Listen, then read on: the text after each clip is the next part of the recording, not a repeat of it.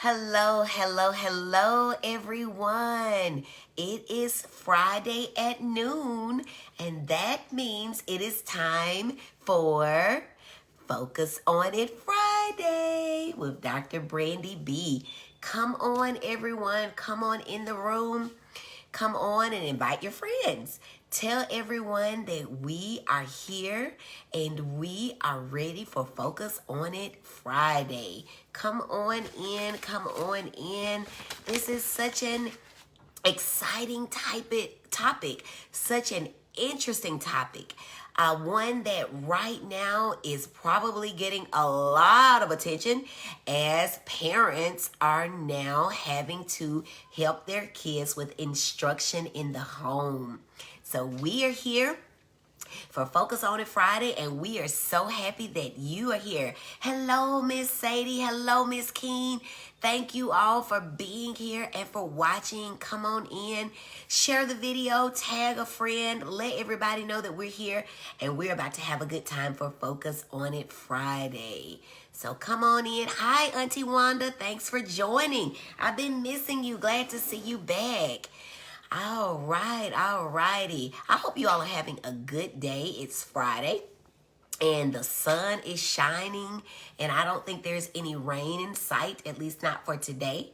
So this is a good thing. This is a good thing. Yes, yes, yes. We've got about one more minute before, and I think I thought there was a way that I could to join you as a guest hand. I don't know what that means. I thought I could send a message to people, but I guess I don't really know how to do that, so I can't. All right, so we will see people. So go ahead and tag some people yourselves, share it with your friends. Let everybody know we are here for Focus on It Friday.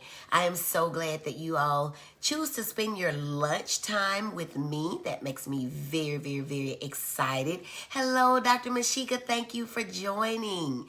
Thank you for joining. I'm so excited. You all know I love ADHD, and so we are going to talk about it this afternoon. Hello, Cheryl. Thanks for joining.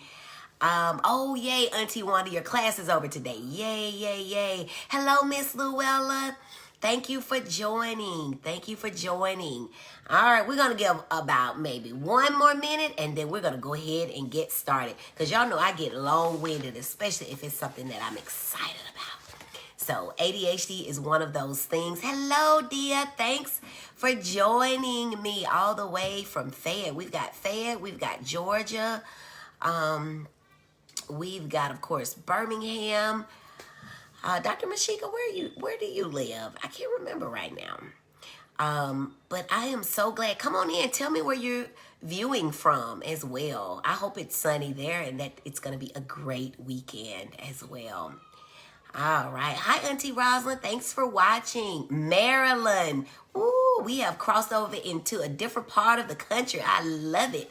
Thank you, Dr. Mashika, for joining from Maryland. Maryland. All right. Well, let's go ahead and get started. I am Dr. Brandi B, your triple board child and adolescent psychiatrist. Through my Facebook Lives, my books, my webinars, and my telepsychiatry services, I help worried, overwhelmed, overworked, and plain old tired moms of children with ADHD gain the education that they need so that they can help their children become empowered, engaged, excited, and successful in the classroom and in life. Auntie Wanda says she's in Cleveland. That's right. We got Cleveland, we got Maryland, Alabama, Georgia. We are just, we are growing. Come on, get us some new states. Invite some of your friends from out of town. Tell them how much fun we're having here on Focus on It Fridays. Hi, Vanessa. Thank you for joining us. Today, we are going to talk about an interesting topic. Teachers are always telling us things about our children, and we don't want to believe them because our babies are perfect. And we can tolerate whatever it is that they are or are not doing. And how dare that teacher say that our child has anything wrong with him or her? But something has happened. we now have COVID-19, a pandemic. We're still in the middle of a pandemic. And so that meant that suddenly in March, kids left school on Friday the 13th and they didn't go back until August. Oh my goodness. So that meant that schools were scurrying around trying to get packets of computers and telephones and oh my. And that meant that parents had to help them more than just with homework. So a lot of parents said last spring from March till May, oh my God, when is Teacher Appreciation Day? We need to give them some appreciation because they got a chance to see what in fact their kids were doing in the classroom. But some parents still were like, I don't know, it's not that bad. But now, here we are in August and September, and we are still in a position where now our children, depending upon the district, are going to school either partially at home or completely at home, right? Like my kids are here every day doing their schooling from distance learning, okay? And so now parents are saying, well, maybe something is going on. Maybe that teacher was on to something. Let's find out just what that teacher may have been talking about. Now, we're going to talk about ADHD. And y'all know I keep notes. Now, I have all this stuff in my head. But I like to keep notes because I like to make sure that I'm giving you everything you need. All right. So there are 3 types of ADHD because some parents will say, well, my kid can't have ADHD because my kid isn't hyperactive. And I just say, now, your child isn't hyperactive, but that doesn't mean your child can't have ADHD. So there are 3 types. There's the inattentive type, and we'll talk about what that is. There's the hyperactive impulsive type, and I shouldn't say type. It's actually a predominantly inattentive presentation. There is a predominantly hyperactive impulsive presentation, and then there is a combined presentation. Predominantly inattentive presentation, predominantly hyperactive impulsive presentation, and then a combined presentation. Dr. Mashika says, wow, 3 types. Yes, Dr. Mashika. So no longer do we say that a kid has ADD or ADHD. It's all called ADHD, and then you have one of those 3 types. So what was traditionally known as ADD is now called ADHD, predominantly inattentive presentation. And I like to make sure, all of my patients are real smart because I tell them, I spend a lot of time communicating with them and educating them because education is the key. And you will notice that in all these talks we've had about ADHD, Dr. Brandi B has mentioned medicine how many times? 0. And that's on purpose, right? So I make a living prescribing medicine, but my job with you, my busy bees, is to make sure that you are educated. Hi, Jessica. Hi, Auntie Louise. Thank you for joining. Hey, Marilyn says that makes a lot of sense. And Marilyn's in the classroom. She knows. Marilyn, tell me what grade you teach so we can have a sense of where you may be and what we're going to learn today. Now, ADHD is a neurodevelopmental disorder. Okay, so mamas didn't do anything bad necessarily. Now, some mamas did drugs. Some mamas drank alcohol while pregnant, and we know that these are not good things. Some mamas smoked while pregnant, and that may not necessarily contribute to ADHD, but it does to low birth weight. But again, sometimes mamas did some things that were not so advisable while they were pregnant, and it can definitely impact their kid. But by and large, mamas were just out, hanging out, going to their OB appointments, drinking some apple juice and, warming up their lunch meat like their doctors told them to, and their kid came up with ADHD. But I want you to know that in a great percentage of children who have ADHD, there's also at least one parent who also had it. A lot of times, both of them did. All right, so if you got 2 parents that have had it, you can look out for your child to have it as well. Let's see. Marilyn says she's a media specialist now, but she had 13 years of K-2, bless you. And then she served K-5 as a librarian. So at a place like a library where it ought to be quiet and people ought to sit in their seat, Miss Marilyn says that she understands what we are talking about today. Okay. Thank you, Miss Marilyn, for sharing that with us. Now, how does ADHD look? ADHD looks differently per age group, right? So what I see and what is usually typical is that kindergarten and younger, kindergarten, first, and maybe second graders, they're extremely hyperactive and impulsive. Can't stay in their seat, blurting, interrupting. Mainly they're hyperactive, on the go, climbing, jumping, swinging, singing. You know, these are the most singing kids that I've ever encountered in my life. They are just happy and this is them all the time. And so the teacher's like, oh my God, this kid won't stay in his or her seat. Okay? So they're going to tell mom, your kid can't stay in their seat. All right? That's kindergarten, first and second. And sometimes 3 and 4 year olds, they get put out of daycare too because they're biting folks, which is impulsive behaviors.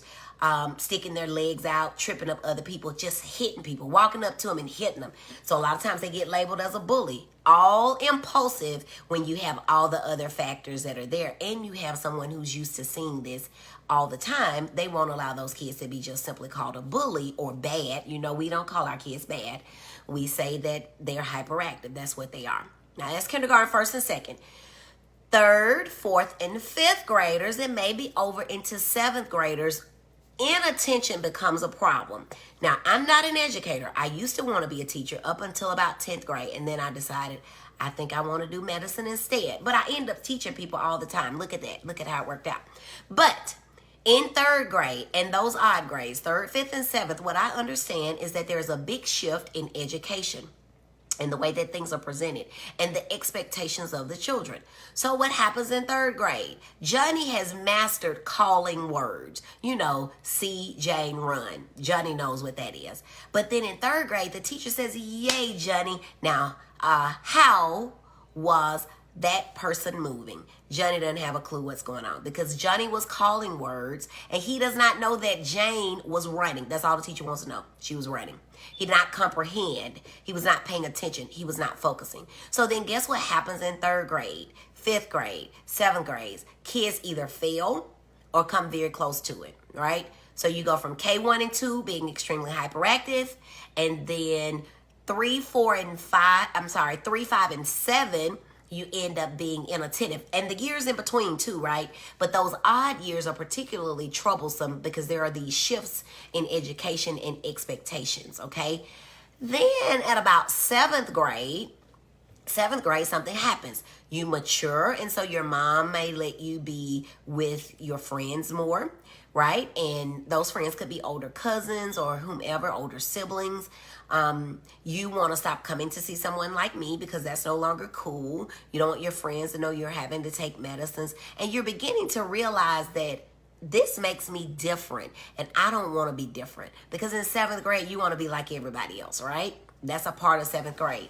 So they're stopping taking their medicines. They have more freedom to be with their friends. They're hanging out. They're living life. And so the impulsivity is what we're concerned about. Now, this and beyond, seventh to death, okay? Because you don't just, contrary to what some of my colleagues believe in all specialties, and even some parents, ADHD does not just go away when you turn 18. So we still have people that are struggling on a daily basis on their jobs because they can't stay focused and they're impulsive. So how does impulsivity look? Impulsivity looks like I smoked, drank, or swallowed something that someone offered me because I completely forgot that it did not work out for Uncle Jojo and Auntie Sally Mae. And so I'm also invincible at that age, right? I think I'm invincible at least, and that goes way over into your 20s. So whatever happened to them wasn't going to happen to me anyway, right? And then when I'm driving, what am I doing? I'm speeding. I think I can make it through the yellow light. I got over without checking to see if a car was to my right or my left. I didn't put my signal on, just got over. I ran someone off the road, caused them to crash a car. I ran into a tree because I was speeding on a windy road. Or I got into a car accident after I ran a yellow light, or I simply got so many demerits on my license that, they had to be suspended. And so then whatever inevitably happens is these people call me and they say, Dr. Rudolph Baldwin, I need a letter.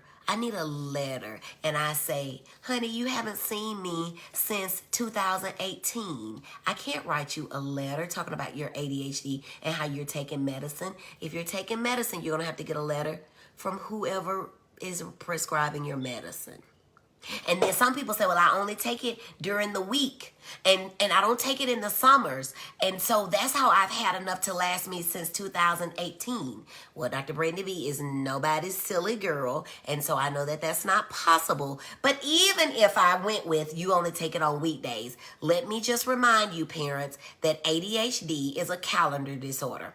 And what do I mean by that? Every day that there is a date on the calendar, kids need to focus. Adults need to focus. You need to focus when you're driving. You need to focus when you're out playing in the front yard and your ball runs into the street. You need to remember to look both ways before you go out there and get it so you don't get hit. You need to be able to remember that you don't know how to swim. And so the summertime when you are not in school, you can remember to not jump into the deep end. So you need to remember all these things. And in fact, sometimes when you are not in school, those can be some of the most risky times because you've got time to do all these other things. You need to be able to focus when you're playing baseball and you're out in the outfield, you're looking around and the ball comes and hits you right there.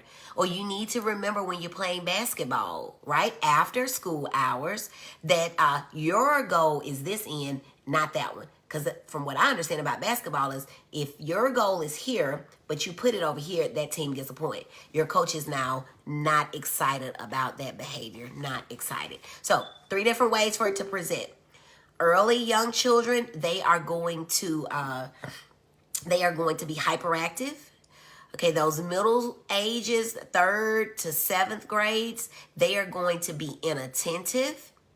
And then what makes me most concerned about my high school age is drugs, sex, and rock and roll. So impulsivity. All right. Hopefully y'all got that. If you have any questions, let me know. We've talked about in the past what does not cause ADHD. Diet is among them. So you can take a kid completely off sugar and caffeine. That kid, if he has ADHD, he or she is still be hyperactive. They will be healthy and not overweight, and they will have very good teeth, but they will still have ADHD. All right, so let's go ahead and get into some of the symptoms. So what I'm going to do, we have what's called evaluation scales that we use to diagnose ADHD. Now, some parents will say, well, my kid, don't you need to do some blood work? Don't you need to do an MRI? No, I don't need to do that. I need to get a good history from the parents and a good history from the child and a good interview and watching the child, because I can learn a lot about the child just by seeing him or her. So yes, even though we're in the middle of these telemedicine appointments, your kid needs to be there. I can even hear a kid talking and pick up a lot of information. So don't send your kid to school and then have an appointment with me, just like you wouldn't send them to school and try to have their pediatrician look into their ear to diagnose an ear infection. I need to have the kid there with me. Just wanted to throw that out there. But we've got these scales. This is an example of a Vanderbilt. This is one that I have made for myself. Dina says, yes, hello, Dina. Thank you for joining.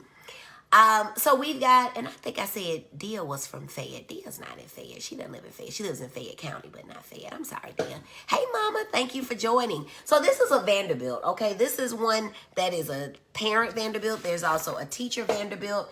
And then we've got Connors and ADHD rating scale. These are just tools. They are only tools that we use depending upon what you circle and how many of them that you circle. We can say it is highly suspicious or highly likely that this child may have ADHD. But these alone do not make a diagnosis. Just like for your medical doctors, one lab, I mean, they got to take that one lab and put it with all the information that you'll get to determine if a child has any other medical issues. So you got to see your doctor and not try to make a diagnosis at home.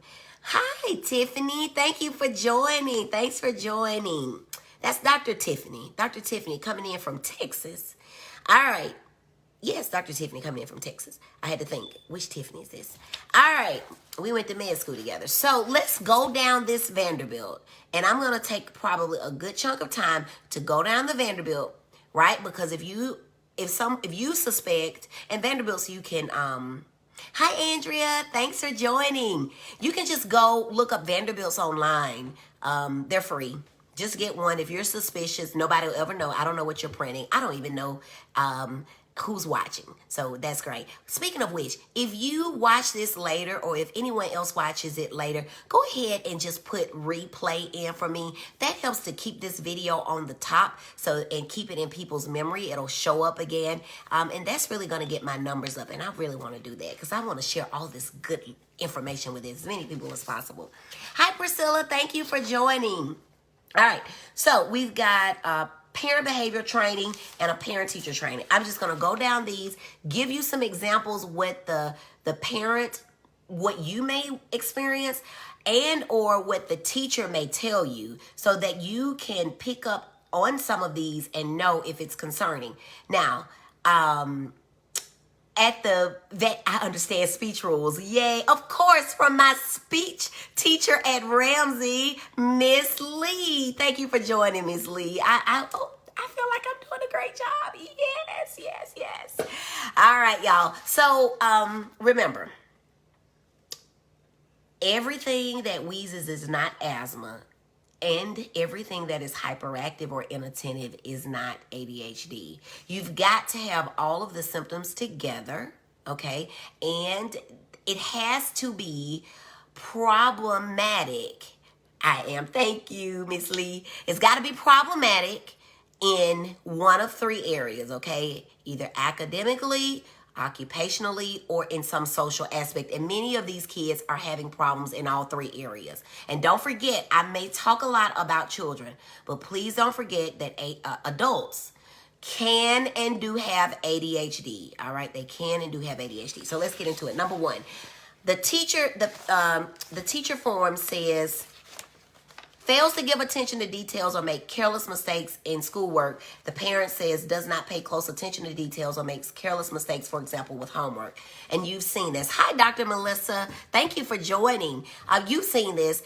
So the ways that it may present in class, the kid may just have a tantrum, may tell the teacher, I'm stupid, I'm dumb, you're stupid or you're dumb, I don't have to do it, you're not the boss of me. Sometimes they just run out of the classroom.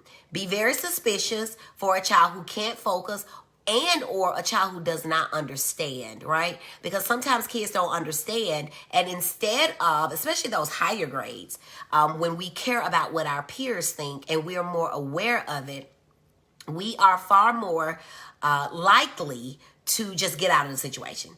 Make a whole scene of it. Teacher says, get out. Well, perfect. That's what the kid wanted to do anyway.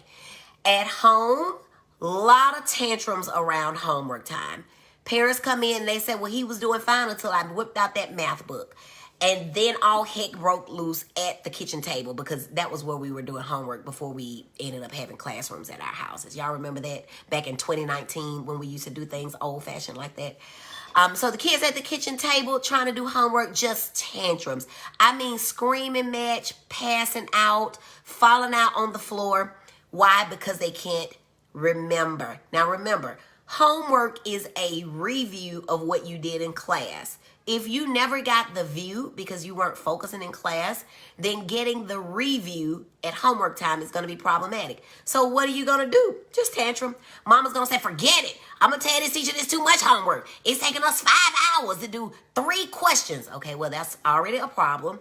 And we know it should not take 5 hours to do 3 questions. So we got to watch out for a learning problem or for ADHD. Number 2 says they have difficulty sustaining attention to tasks or activities.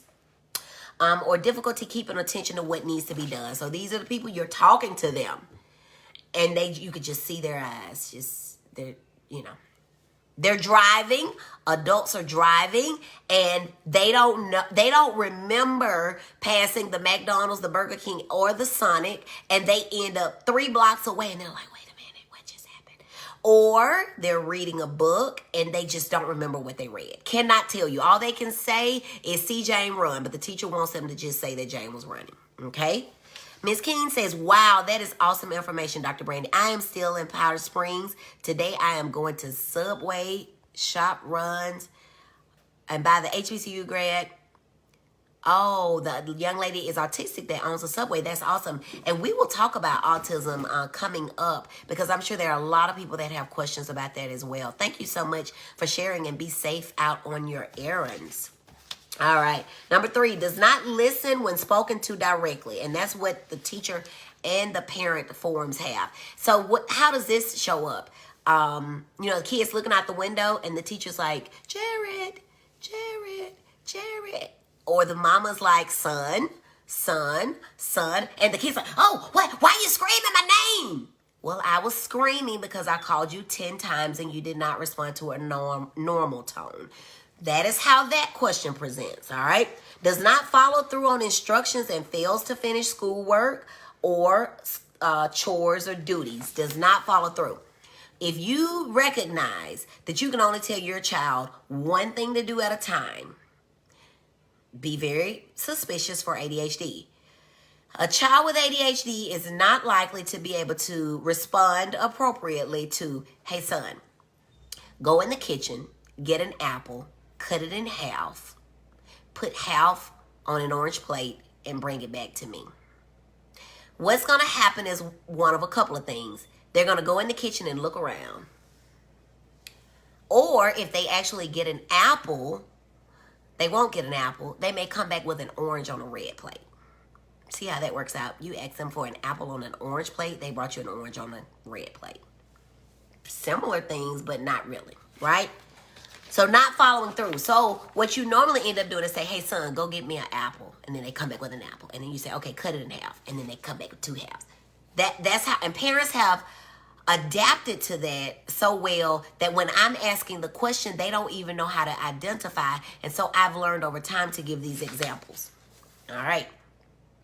Has difficulty organizing tasks and activities. Oh my goodness. The organization or the disorganization is real. You show me a child with ADHD, if you show me their book bag, I can identify almost if they have ADHD. Papers balled up at the bottom, all sorts of trash and debris.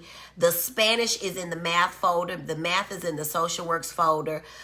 A parent, the permission slip. We don't have field trips here in 2020. But in the olden days, like 2019, when we could go on a field trip, right? They were supposed to bring something to you 2 weeks ago. The field trip is tomorrow, and the teacher sends you a nice reminder to say, just letting you know, Sarah can't go tomorrow, and you knew nothing about it. You look at Sarah's book bag, and there is the permission slip. You know, back in the old days when we could do that kind of thing. So they're extremely disorganized. Now, disorganization does not just happen in space. It happens in time, and it also happens in your personal appearance. So you can look at them. They're wrinkled up. One side of the shirt is tucked in. The other is not. Okay, that's your personal appearance, disorganization. Sometimes their thoughts are disorganized. So they'll be talking to you about one thing, and then for real, they'll say squirrel because one passed by or one came into their mind. Sometimes we don't know. And then they are disorganized in time. This is the one person who is extremely late, always late in the family. Everybody else is sitting in the car, buckled up, ready to go. Here comes this one with one sleeve, one arm in this sleeve, you know, a comb tucked in their hair, one pants leg on, one shoe in their hand, and they're hopping to the car trying to make it. Don't leave me. I'm coming. I'm coming. They don't want to get up, right? Because they always have a few more minutes than they think they actually have. And so they are habitually late and habitually unprepared. This also goes over into adulthood. Missing meetings, not knowing where your notes are. How many people are throwing their shoes around in the morning because they can't find both shoes? Disorganization, all right? Avoids, dislike, or is reluctant to engage in tasks that require sustained mental effort. And what I'll usually ask is, do you procrastinate? Procrastination can look like, all right, Johnny, it's time to do your homework. 5 more minutes, mama, 5 more minutes, 5 more minutes, procrastination. For adults, procrastination can look like this. You are supposed to be doing an assignment for your job. Your boss asked for some report, but you can't get going because you don't know the perfect title. That's procrastination. I can't write the first paragraph because I don't know what to title it. Write the title at the end, or don't write one at all, but get it done. But that's a sign of procrastination, okay? In the classroom, procrastination can look like sharpening a pencil. Sharpening a pencil 25 times in the first 5 minutes of class, that can be a sign of procrastination or not wanting to get things done. Loses things necessary for tasks or activities. or losing things like school assignments, pencils, or notebooks. When you're doing things electronically, it's kind of hard to say you lost your assignment or the dog ate it. But they may not even know where the computer is, for real. They may lose, when we go back into the classrooms, in whatever futuristic day that may be, they can't keep up with pencils, glasses, coats. These are the kids that are coming home when it's 30 degrees, talking about, I don't know what happened to my coat. The key to the house. How many adults have lost your wallet with ADHD? The key to the house. Your car keys, right? You were in the store and you lost your car keys while you were there.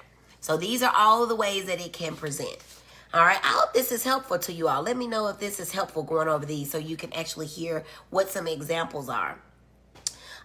Is distracted by extraneous stimuli. So you're sitting in class and the wind blows and you're like, the wind blew. Trees are moving, okay? At home. Hi, Uncle Maurice. Thank you for joining.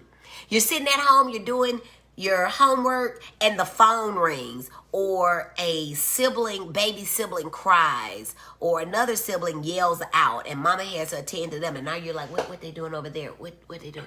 And you can't get back on track. Missy Tucker says, very helpful. Hello, Miss Misty. Thank you for joining. Very helpful. She says, good to know that this is very helpful. Because some parents get frustrated, right? And I'm sure that some teacher somewhere has said, ma'am, I think that we need to, you need to maybe get your kid checked out. Take them to your doctor. And the parents like, nothing's wrong with my kid. That teacher's lazy. Do your job. Well, maybe she is not lazy. And you got to think about it, parents. Hey, Quade, thanks for joining. Not that you should really care, but you kind of should. Teachers have at least, I'm going to go low and say 5 students in every class who are behaving the same way as yours. So to be effective, they need some help. They need at least 4 of those kids to sit down, right? All right.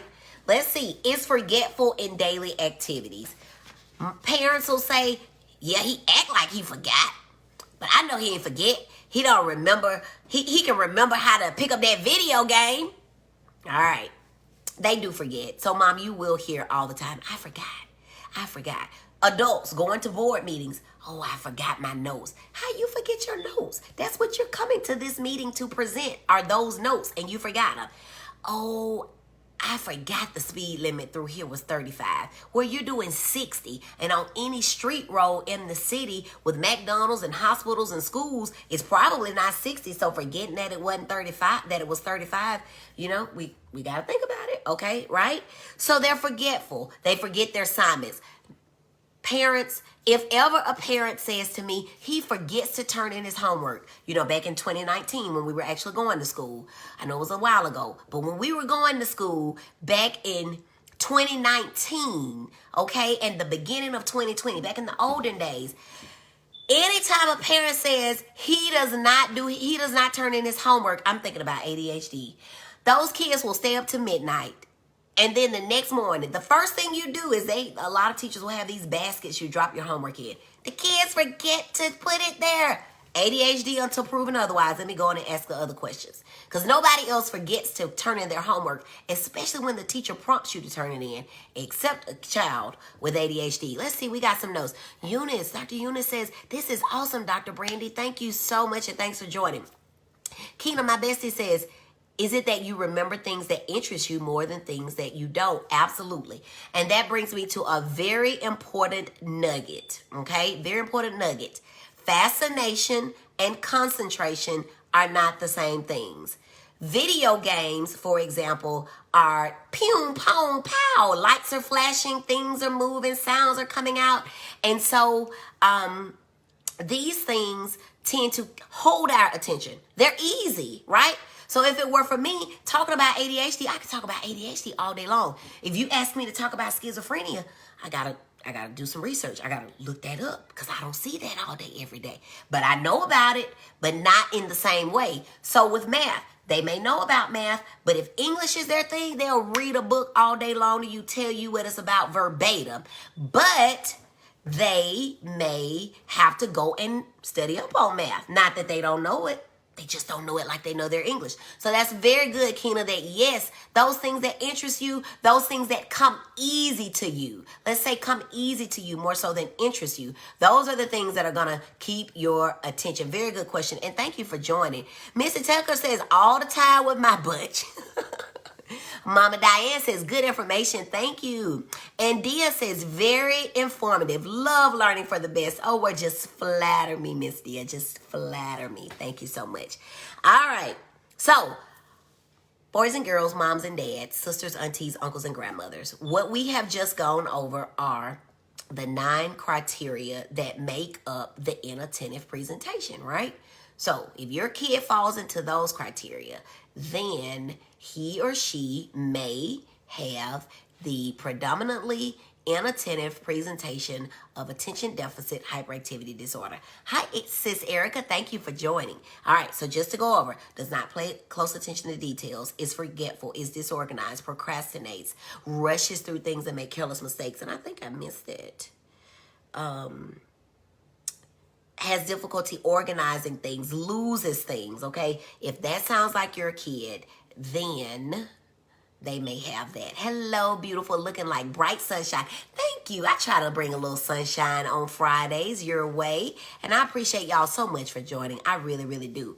Now, Busy Bees, it is 12:36, and I've only gone over half of it.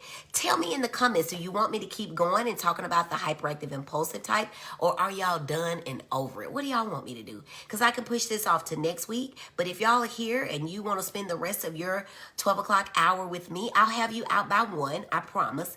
But I can also stop and go to next week if y'all want to do that. Just tell me what you want to do. I have a feeling we're going to have to continue anyway because this is good stuff. But if we want to go through the hyperactive and impulsive behaviors now, I'm willing to continue to do that. Miss Missy says, go on. And she says, you are a joy to our family and you all are a joy to my life. And I appreciate you all so much for allowing me to do what I do. I really love this. This is my passion. Auntie Rosin says, keep going. Well, we've got 3 out of 3 to say keep going. So if you have to leave, I understand. Please come on back. Cecilia says, keep going. All right, y'all. Y'all are just making me so excited. I feel like people want to talk to me, ramble on here, talking about my favorite thing in the world to talk about outside of my kids and my family. Y'all know I love my little kids. And I have told them, have y'all noticed? Go on, Miss Jessica says, good information. Not all for kids. You are absolutely right. And Sis Erica says, keep going. Have y'all not noticed that we don't hear Franklin coming in and knocking, or nobody wants me to open Capri Suns anymore? Number 1, I lock the door. Okay, so planning ahead, something that people with ADHD have a hard time doing. And I've told them that I'm talking to my friends around the world, right? Around the world. So they know that during this hour, I'm talking to my friends around the world, and I'm just speaking those things into existence so they leave me alone for this hour. Miss King says, keep going, Dr. Brandi, and I have shared with some friends. Thank you so much. And while we're here and we're about to go over into the next portion, go ahead and share with your friends. Let everybody know Dr. Brandi is over here, and she is breaking it down for us, if that's how you really feel about me. All right. Let's go. We're going over into the hyperactive and impulsive symptoms. You only need 5 of what I've named before, 5 inattentive symptoms, and that's going to get you predominantly inattentive presentation. Don't forget, it has to be problematic in your social life, in your academic life, or in your work life. Hey there, April. Thank you for joining. Thank you for joining.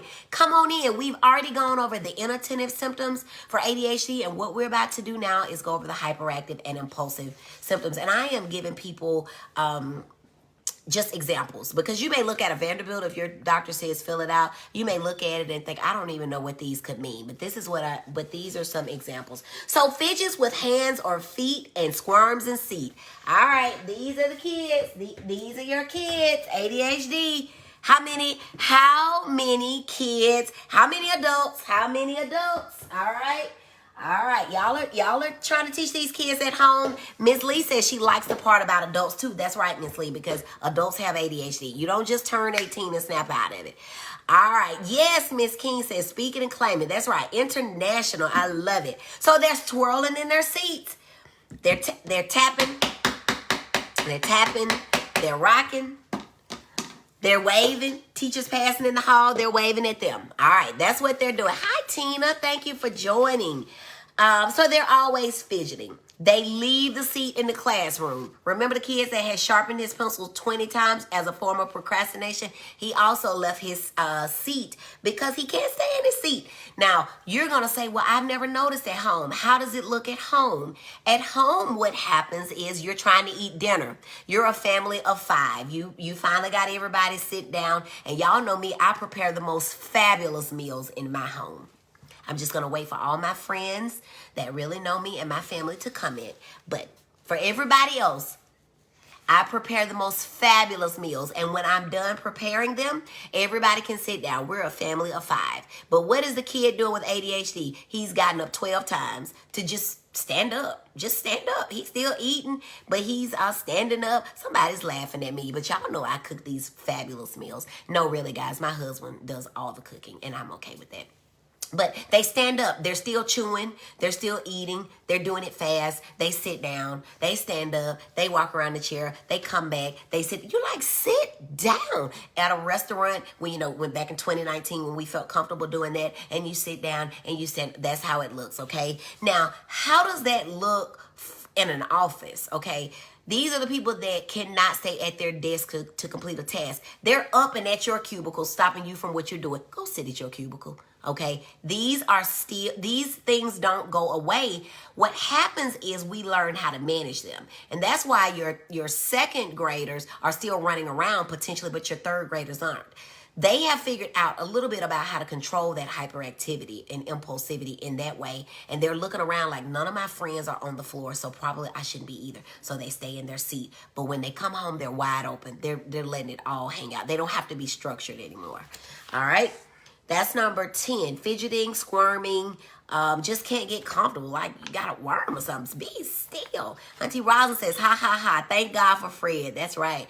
And my mom, Diane, says, I'm all ears. Keep going. All right. Number 11. That was leaves the seat in classrooms.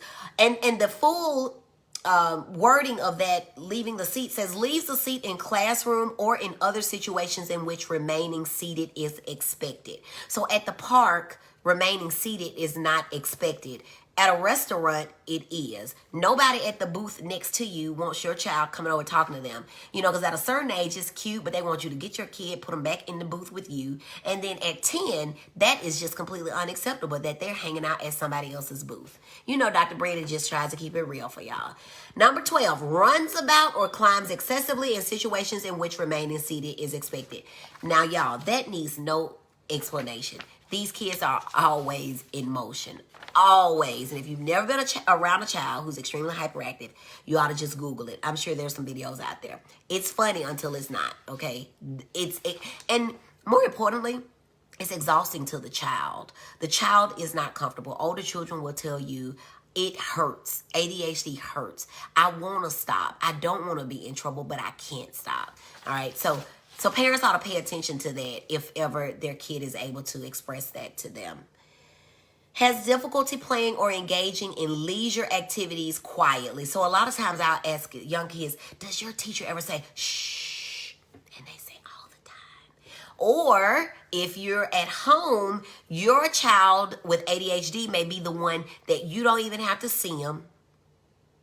You can identify exactly where they are. Just listen to the sound. Loud, screaming, loud, okay? Banging, everything is loud, okay? That's a concern for hyperactive impulsivity symptoms. Has difficulty, is on the go or often acts as if driven by a motor. So like I said, just go, go, go, go, go. Talks excessively. And I mean, they can just go on and on and on. And you're like, oh my goodness. Does this kid ever run out of anything to talk about? They wake up talking, they go to bed talking, and all in between. Some of them even talk in their sleep. And speaking of sleep, kids with ADHD do not sleep well, okay? Their brains keep going even when their body tries to stop. Again, very painful because if you're not sleeping well, you can't focus the next day well, right? And then you're trying to fall asleep in class. It's just a mess. Let's just get these babies some treatment. All right. Blurts out answers before questions have been completed. Now, you know, in the classroom, that's a problem. Now, teachers are probably loving Zoom these days and whatever other media they're using, because what can you do? Mute everybody. Mute all 20 of them muted. But in the classroom, you know, like way back in 2019 or in some Jetson futuristic days when we go back to school, that's not going to work in the classroom. Or you have the kid or adult that you're trying to ask them a question and you're like, hey, honey, where is the green? Oh, my green socks are over there. I was going to ask you about the green beans. Green beans. So your green socks would be in the bedroom over there, but the green beans would be in the kitchen, but you didn't let me finish that. That's how that presents in adults, okay? And so it almost sometimes can look like they're being smart and cutting you off, but they're just, oh, if you're talking to your girlfriend and you're like, hey, girl, and she's like, girl, what you up to? And you're like, girl, let me tell you, girl. And she's like, okay, girl, but let me tell you about my day. But you didn't let me tell you about mine. Impacting your social lives. Has difficulty waiting in line. So these are the kids that it's time to go to lunch, go to the lunchroom, and they always have to be first. Getting in trouble for not staying in line. Other kids want to beat them up because it look like they're skipping. No, they're not skipping. They just have ADHD. Bless it. All right. And then at home, how does that look? You go to the mall. You go to Walmart. That's my place. You go to Walmart or Target. Some of my fancy mom friends, they like Target a little bit better. So you go into these places and you got 6 kids in the back of your minivan or, you know, whatever you have, 18-wheeler truck, whatever you drive with all those kids back there. And you open the door and the child with ADHD is on the back seat, but he's somehow the first one out. You don't know how that happened. Everybody got, you know, unbuckled at the same time, but this kid is the first one out, okay? That's how ADHD looks. And then 18 is interrupts or intrudes on others' butts into conversations and games, which I already talked about just a bit ago. So those are the hyperactive impulsive symptoms, okay? At the beginning of the video, and I talk about this in my benefits of treating ADHD, and so I'm going to go over that just right now to review with you. Benefits of treating ADHD. So from a school perspective, without a doubt, grades are going to improve.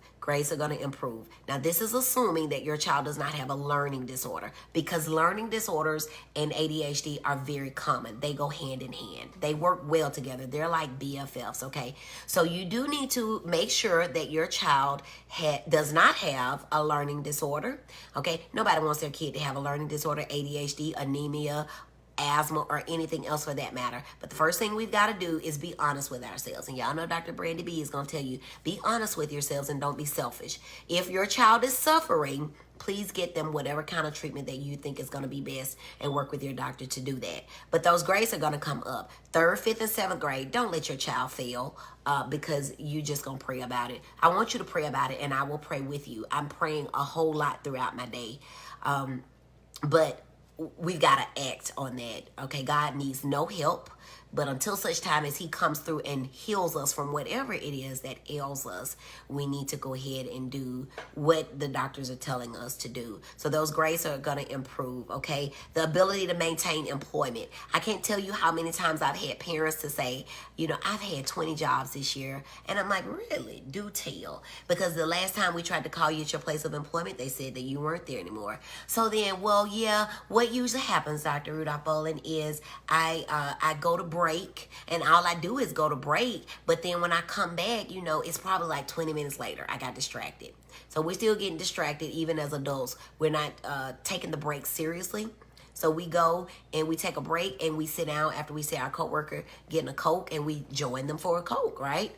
So it's going to improve our ability to maintain employment. It's going to improve our ability to get into the college that we want to get into, to actually score well enough on the standardized test to make it to where we need to be. Because, you know, 2019 and present, and as far as I can see in the future, except for a few small number of colleges, they still want a standardized test. And so it really doesn't matter how smart your child is. Everybody's child is smart, right? Everybody's child is smart. No matter where they are, they're smart. And I believe them. And I recognize that their children are smart. But in order for you and your child to be able to prove exactly how smart they are, they need to be able to score well on a standardized test. And if they can't do it because they were looking out the window for the first hour It's not going to look like they're so smart. Then they're not likely to get into the school they were looking for, and they certainly are not going to get money to go there. All right, and then we'll have better behaviors in the school and at other places. These kids, and we did not talk about it a whole lot, but let me just go ahead and interject right here. These kids with ADHD are extremely irritable, and let me give you an example why. You leave for work and you say, Johnny, take out the trash. Poor Johnnies, whoever Johnnies are around the world, they are really catching it in this presentation. But poor Johnny. Johnny, if you're watching, I'm so sorry.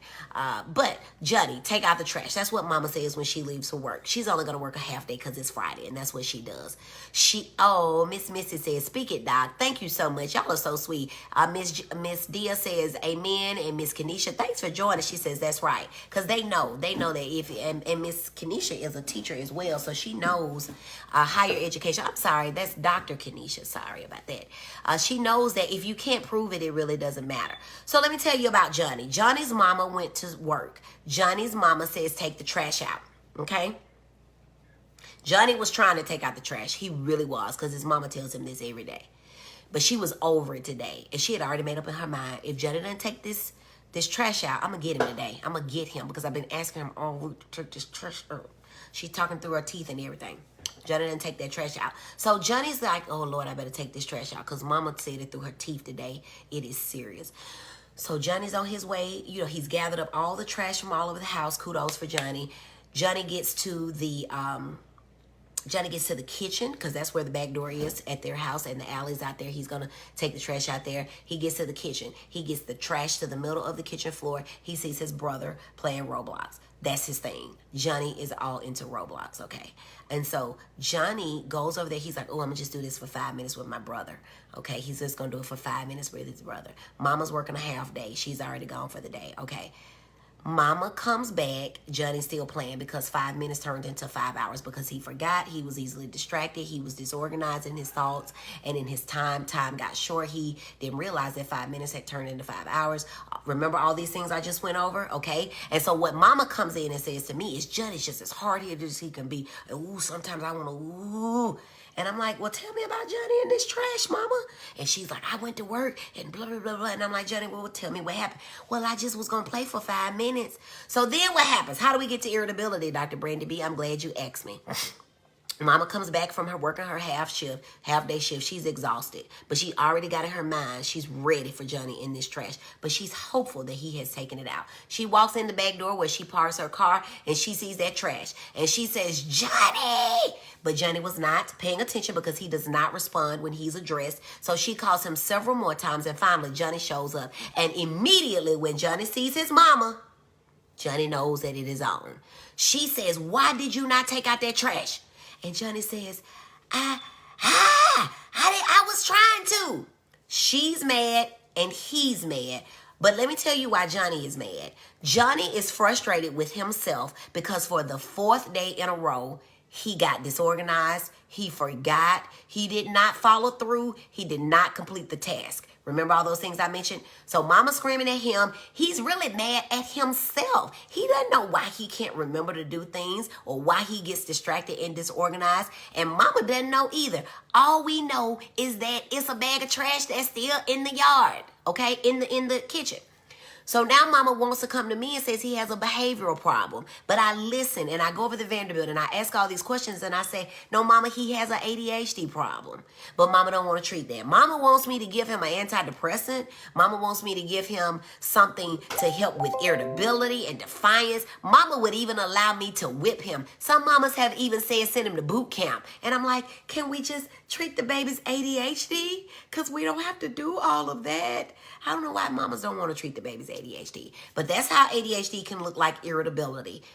Trace back to what happened, mamas. Take a minute and trace back, because irritability can be that. If your kid always says, I'm bored, boredom could be a sign of several things. ADHD is on that list. If you've got a super smart kid who's in a class with super average kids, and nothing's wrong with super average kids, but your kid catches on immediately. The teacher still talk about 2 + 2, and your kid on to 22 times 22. That's a problem. That kid's gonna be like, I'm bored. So just watch out for that.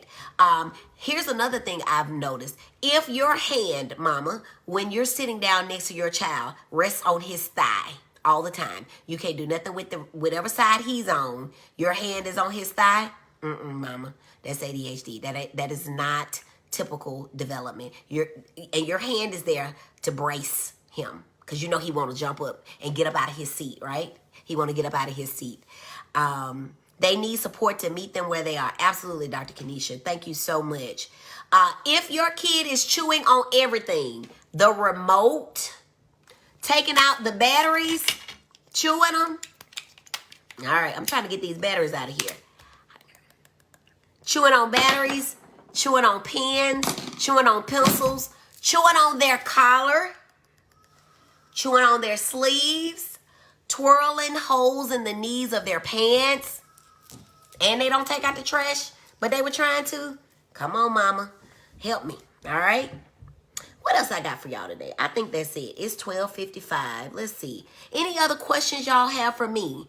10 years old, sucking on thumbs. Now, thumb sucking could be, that could be something else. It's a lot of the chewing because it's the motion. They're moving. But sucking could be, and we hope that they grow out of that. We don't want them going to a job interview sucking on their thumbs. But absolutely, Miss April. Absolutely. Hi, Destiny. Thank you for joining. Thank you for joining. Anything else y'all have questions about? Benefits. I talked about school and home, less hectic, a calm child, and improve relationship between parents. A lot of parents are at odds. Hi, Miss Joyce. I don't think I greeted you when you entered. Thank you for joining. A lot of parents, their relationship is falling apart. Hi, Latoya. Thanks for watching. Their relationships are falling apart because they can't agree on if the child has ADHD and whether or not to treat it.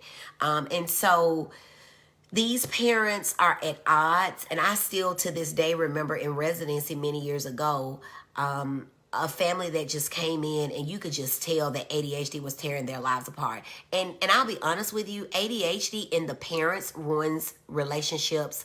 Alicia says, help this mama, please. I can't wait for your autism session. Girl, and then Dr. Kenesha says, any time management strategies ideal for middle and high school students. That's very good. Hold on to that. We're going to talk about autism. I didn't know y'all were interested, but we're going to talk about it. Let me see. I promise y'all 1 o'clock. I got 4 minutes. But it's going to help your relationship with your spouse. If your spouse has ADHD, oh my God, that is just an awful thing. And I mentioned drugs before, and I know I'm kind of all over the place. I have so much in my brain that I like sharing with y'all. Drugs. If you don't treat your child's ADHD, there is a high likelihood that your child will treat it him or herself. If I ever run into an adult that's on methamphetamine or cocaine, I always go back and start with a history about ADHD. Those street drugs are fashioned very similar to the medications that we prescribe, but of course they're much more addictive. They're going to rot out your teeth. They're going to have you robbing people. You're going to be hooked, whereas medications don't do that. But remember I said drug, sex, and rock and roll? See, all my talks come together, right? Drug, sex, and rock and roll, that's what I was talking about. So whenever you got an adult, and I just treated one last week, she's been in all these rehabs, she's got all this trouble, and I just did a simple ADHD screen. She made every criteria way back till she was like in elementary school. She made honor roll until 3rd grade. Remember 3rd, 5th, and 7th grade. If you're coming in at the end, please go back, catch the beginning of this. You will want to go ahead and press replay when you're watching it so other people can join. And then social. Treating a child's ADHD is going to improve their self-esteem. So the 7th grader, I've noticed a lot of 7th graders who come to me and they are anxious. Pulling up to the school, they vomit. Getting up in the mornings, they are just so upset. And parents want to come to me, and again, nobody wants to treat the ADHD, but they want to treat the anxiety. And just for the record, you can have anxiety and or depression with ADHD. It could just be anxiety. It could be both. But if those symptoms are there, treated. Let me tell you how anxiety comes into place. Or self-esteem, if I have written impulsively because I was not paying attention and got distracted and then just came back and answered a question, 2 + 2 and I write 5.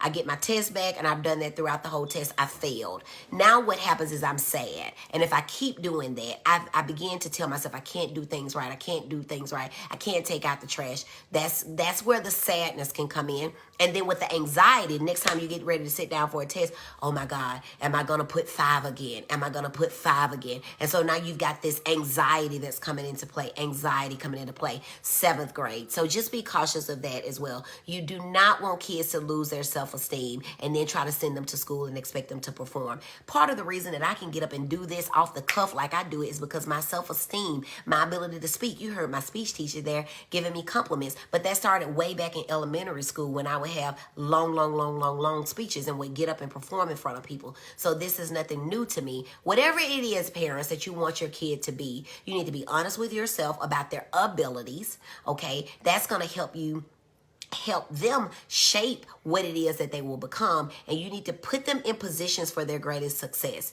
You're really not doing them a favor, parents, when you keep them from whatever it could be, You're not doing them a favor, because when they get to the classroom, a lot of parents say, I don't want my kid labeled. Honey, your kid is labeled. The teachers are talking. You are the only one who is not coming up with the fact that something is going on with your kid. And ADHD is so easy to treat, guys. It is so easy to treat. And these kids do better. The look on these parents' faces when they come back to me after just 1 month of treatment, and if they had something to give me, they would. And sometimes they do. They want to just share. I can't tell you how many times I've asked, where have you been all my life? Where have you been all my life? My relationships have fallen apart. My friends don't want to come around me anymore. And so everybody is struggling. Let's see, it's 101. Let me hurry here. Time management strategies for middle to high school students. So consistency, and I'm guilty of it too. My husband gets super frustrated with our young kids, who y'all know are 5, 4, and 19 months. And he'll say, well, why don't they remember? And they don't have ADHD. They're just typical little developing boys. But it's age appropriate type stuff, right? And so I tell him all the time, we have to be consistent. These last 6 months while we were shut down, that was the perfect time for us, because we've been here with them all the time, to make them clean, make their bed, to make them brush their teeth morning and afternoon, to do all of these things. It's been the perfect time to do that while we've been here. But because we're still working, he's still working, I'm still working, it's just been hard to be consistent. So we have to be consistent. Number one, we need to develop a schedule. These are tips on how to help your middle school and high schooler do better from an ADHD perspective. We need to create a schedule and let them stick to it. Monday, Wednesday, Friday, you do this. Tuesday, Thursday, you do this. I think as parents, we don't play the game of life fairly with our children. We expect them to read our minds, and that's not fair. If we want them to mop every Tuesday and Thursday, we need to tell them that, and we don't need to go about just punishing them when they didn't mop and we never told them. So whatever it is that we want them to do, we need to be consistent. We need to have a schedule. We need to let them know what the expectations are, and then we need to talk with them. Son, daughter, what can I do to help you? Because we're not psychic either, and there are some things going on in 2020 that may be impacting them in ways that it did not impact me. And so I'm always asking my sons, how does that make you feel? Even when I do something, how does it make you feel when mommy does this or when mommy says that? And they'll tell us, it hurts my feelings. So communicate with your child, make a schedule, be consistent. Someone watching on here I know is very, very, very consistent, and that is great for kids. But we also, with that, have to allow for some flexibility, right? Which is troubling during this time of COVID. And you should probably go back and listen to the presentation on anxiety and going back to school, because I talk about sometimes we can be so structured that we don't allow kids to express themselves, and that can be damaging as well. Dr. Kenesha says, it is perfectly normal for your child to have an IEP or a 504 plan. It is an individualized education plan to provide learning and organizational support. That's absolutely correct. And I've talked about IEPs and 504 plans before. And perhaps what I may do one time is to have either Dr. Kenesha and or my husband, who does education law, to come in and talk about that. Real quick, there is a organization called ADAP, Alabama Disabilities Advocacy Program. So if you don't know what these things are, that's a good place for you to start looking at their website. A as in apple, D as in dog, A as in apple, P as in party time. And so they have people that can walk you through that process. All right, guys, it looks like we have taken all questions. We're going to leave with a couple of nuggets. And I'm so sorry I kept y'all so long, but y'all asked for it. So thank you for hanging in there with me. Again, if you have to come back, I completely understand. Just press replay so that other people can keep watching and keep watching. This is good information, y'all. At least I think so. And I love talking about it. I love sharing. I love giving my gifts. And I read something the other day that said that our gifts are to be shared and we should be empty. And truly, when I leave a day's work, I am empty. I don't get much rest to replenish and get ready for the next day. But from one day to the next, I give of myself. I was put on this earth to talk about something that is unspoken. All right, nobody wants to admit it, but kids are struggling. And I really want you parents to look deep down and ask yourself, is my child struggling? Miss Lee, I think, left a message. She said, enjoyed this. And I thank you for hanging out with me, Miss Lee, and for giving me all those speech and speaking tips way back. I think it was 10th grade that I did that course. So thank you so much. Missy Tucker says, thanks for the info. Class time, you got it. Alicia Smith says, thanks so much. It was great information. Miss Keeney, I enjoyed it. Waisha says, very good information. And these are all my friends coming back. And like I said, if you know someone that needs this information, please tag them. They may not want anybody else to know, so send them an inbox and say, hey, check out Dr. Brandi B. She is on it. Oh, and good news, I am on YouTube now. Follow me at Dr. Brandi Space B. My Facebook is Dr. Space Brandi B. Brandi B without a space. My YouTube is Dr. Brandi B. With a space between the Brandi and the B. Same outfit that I'm wearing on my Facebook page, which is that light blue dress. There are only 2 videos there now, but by the end of the weekend, they will all be there. So many people are not on Facebook, but they want this information, and I've got to give the people what they want because I want every kid to be free from ADHD. I don't want any kid ending up on drugs, ending up in a wreck, ending up not reaching their full potential, right? Because if you don't score on the test, you don't get to the job that you want. And I know you're smart. Your mama knows you're smart. Your daddy, your grandma, everybody knows you're smart. But if you end up not being able to do what needs to be done to prove it, then you're not living in your gift. And I want everybody to live in their gift, whatever their potential is. Even you, mom, if you know you're struggling, go get yourself some treatment, all right? A lot of doctors don't want to treat it because they think people are drug seeking. And I'll throw this one medication in. Y'all know I don't talk about medicines. I will. But Strattera, it is non-stimulant and it works for adults. Okay. I like stimulants, and stimulants are first line. Stimulants are first line, okay? But Strattera is a nice alternative. Strattera, and I should say the generic. I'm sorry, atomoxetine is the generic. All right, guys, I'm going to get out of here. 3 types of ADHD, predominantly inattentive presentation, predominantly hyperactive impulsive presentation, combined type. No more ADD. You all now know there is no more ADD. Anybody that's a busy bee knows there is no more ADD. There are 3 types of ADHD. You know I love y'all. I love y'all so very much. I'm so glad that y'all are here hanging out with me on Fridays at noon for Focus On It Fridays. If y'all have any questions, drop them into my inbox. If you are a parent of one of my patients, do not send your kids' personal information over here into my inbox because I don't want whoever at Facebook getting that information doing whatever. Go see me or try to reach me through whatever means you have to do that. Very good information. Thank you, Mommy. All right, I'm going to get out of here. I am Dr. Brandi B, your triple-boarded child and adolescent psychiatrist. I help worried, overworked, overwhelmed, and plain old tired and exhausted moms of children with ADHD gain the education that they need so that they can help their children become empowered, engaged, enjoyed, and successful in the classroom and in life. Follow me at my Facebook group, Dr. Brandi B, or on my YouTube page, Dr. Brandi B. That's DrBrandi B, like Brandy.